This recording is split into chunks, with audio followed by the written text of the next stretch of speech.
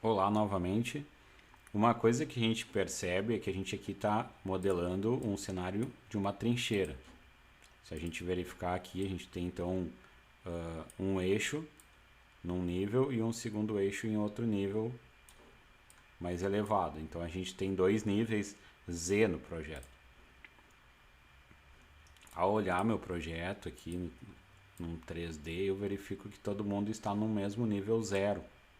Não tem profundidade nesse projeto. A gente pode fazer essa alteração, a gente precisa se certificar aonde começa, né? Então aqui a gente vê que começa essa variação aqui logo no primeiro cruzamento, passamos por baixo da via e já na próxima interseção, embora não seja possível fazer a travessia de um sentido a outro, a gente termina o nosso Z, a nossa cota de rebaixamento da calçada aqui, certo? Aqui a gente tem uma elevação que acompanha, então é só o eixo central, que é justamente o da trincheira, que vai ser alterado.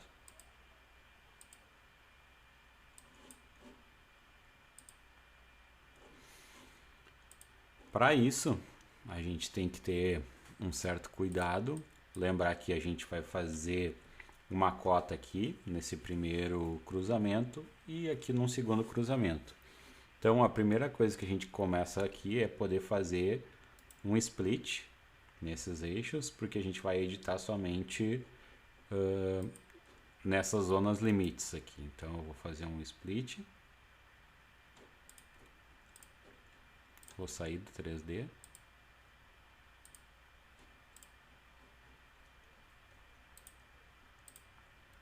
Cheguei no meu eixo, split link here,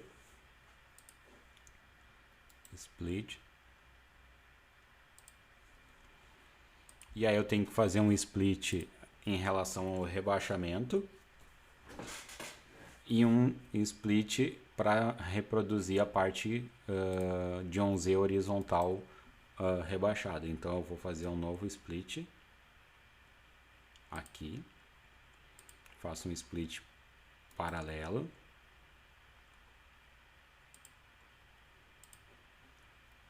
faço novo split, sempre dando OK direto para que ele gere o conector automaticamente, eu não preciso gerar.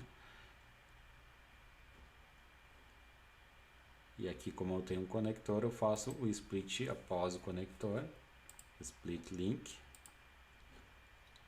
split link. Agora eu venho nesses conectores, nesses links centrais e vou fazer ele 5 metros abaixo do que deveriam ser.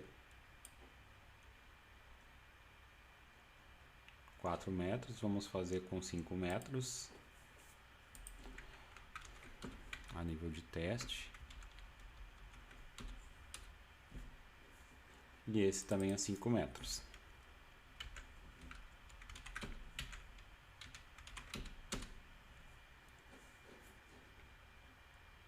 Vou salvar. Isso ainda não está ideal, a gente vai dar uma espiada no 3D. Primeiro erro, eu botei 5 metros positivos, então eu tenho que de novo retornar e editar. Ele é 5 metros abaixo do meu eixo Z normal.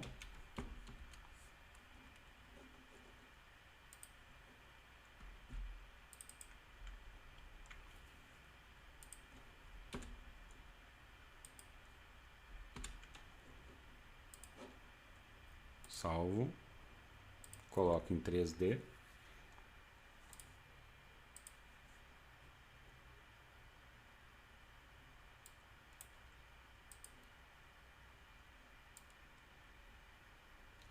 Ao visualizar, eu tenho que tentar aproximar o máximo aqui. Vou fazer assim, aproximar o máximo. E a gente vê que esse link ele tem uma redução brusca, ele não tem uma rampa aqui.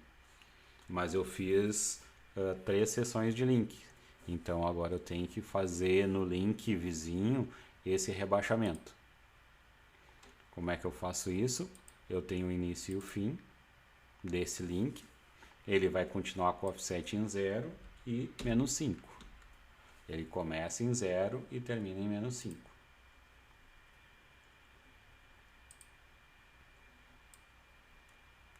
E agora eu já vejo aqui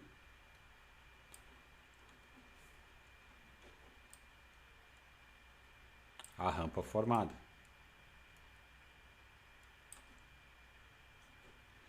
Deixa eu resetar esse 3D, chegar mais por aqui.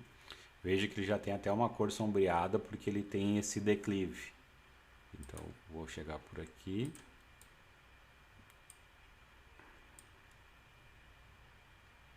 E eu consigo ver aqui que eu tenho uma rampa. Uma rampa formada.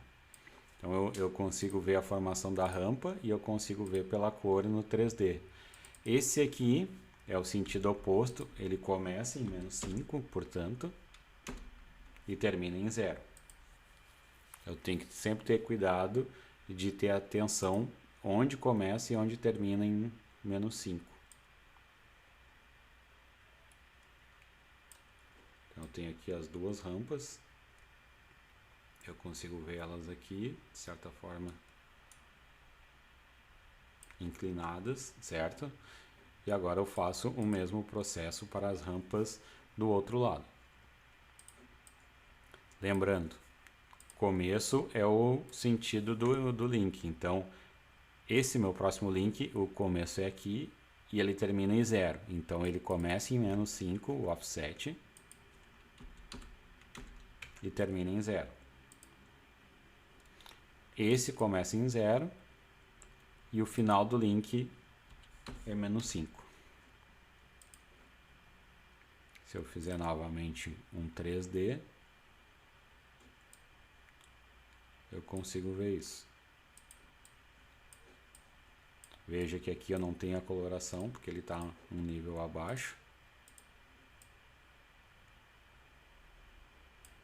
E aqui eu tenho a formação da rampa. Certo? Não é exatamente isso que acontece, né? A gente sabe que, na verdade, ali a gente tem uma elevação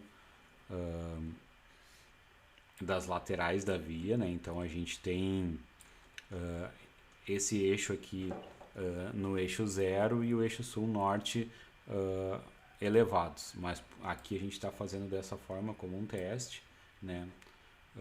Para saber como fazer esse tipo de elevação.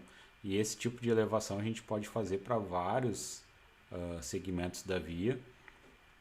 Por exemplo, eu tenho aqui que eu tenho um declive. A gente pode ver um declive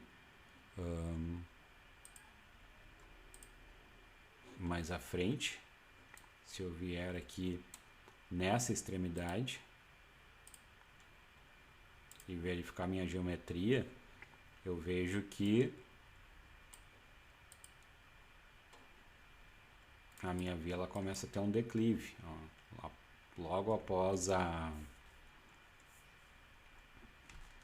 trincheira existe um declive, então a gente pode até mesmo desenhar esse declive na via, caso ache interessante. Para fins didáticos aqui a gente não vai fazer isso, mas muitas vezes é interessante que se tenha esse declive demonstrado aqui, porque isso pode também apresentar algum efeito na simulação, tá? Porque aí a gente não tem uma via horizontal, mas sim um aclive, um declive que vai influenciar no desempenho do veículo, certo? Então, quanto a editar o eixo Z da via, é isso que acontece. A gente pode até experimentar aqui, simular e verificar isso acontecendo. Já temos veículos na rede.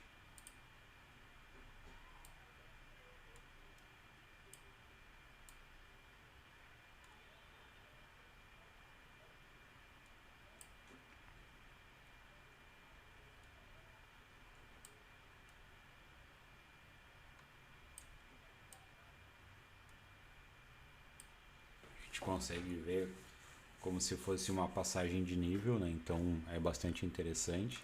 Se eu voltar para cima aqui, eu vejo os veículos subindo a rampa e descendo a rampa.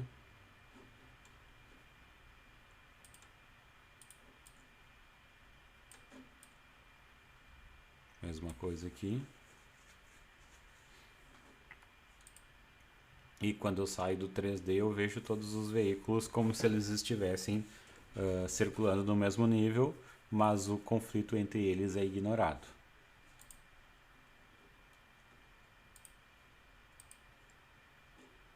Inclusive, quando eu ativo aqui as áreas de conflito, como eles estão em níveis diferentes, a gente nota que não existe aqui uma demarcação de área de conflito. Existem todas as áreas de conflito possíveis, mas as áreas em níveis diferentes não apresentam conflito, ou seja, o simulador já entende que são alturas diferentes em eixos separados, né, sem a existência de relação entre os eixos.